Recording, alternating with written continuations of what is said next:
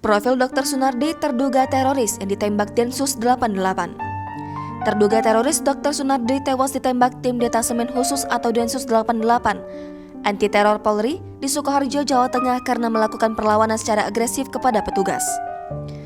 Kepala Biro Penerangan Masyarakat Divisi Humas Polri Brigadir Jenderal Polisi Ahmad Ramadan menyebutkan Sunardi melakukan penyerangan terhadap petugas dengan menabrakkan mobilnya ke arah polisi. Peristiwa itu terjadi pada Rabu 8 Maret 2022 di Jalan Bekonang, Sukoharjo, depan Cendana Oli, Jawa Tengah. Ia mengatakan bahwa perlawanan SU tidak hanya membahayakan nyawa petugas tetapi juga masyarakat sekitar. Ada dugaan SU adalah anggota jaringan teroris kelompok Jamaah Islamiyah atau JI. Ia juga pernah menjabat sebagai Amir Hikmat, menjabat Deputi Dakwah dan Informasi. Berikut ini profil Dr. Sunardi.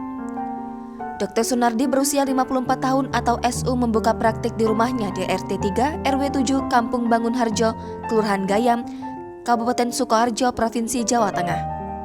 Ketua RT 03 Bangun Harjo, Bambang Pujiana menjelaskan, Sunardi merupakan seorang dokter yang membuka praktik di rumahnya. Menurut Bambang, SU terkenal tertutup dengan warga sekitar, bahkan tidak pernah hadir di acara kampung seperti kerja bakti dan rapat warga. SU merupakan sosok tertutup dan tidak pernah bertegur sapa dengan warga sekitar.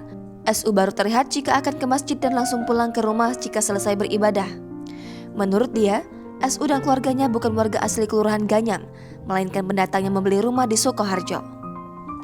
Selama di Sukoharjo, SU belum menyerahkan kartu keluarga atau KK dan kartu tanda kependudukan atau KTP kepada RT setempat. SU memiliki 4 anak dan 1 istri yang juga bekerja sebagai dokter. Dia juga membuka praktik dokter umum di sebuah klinik kesehatan di Solo. Sunardi juga memasang papan bertuliskan jadwal praktik Dr. Sunardi beserta nomor izin praktik atau SIP di depan rumahnya.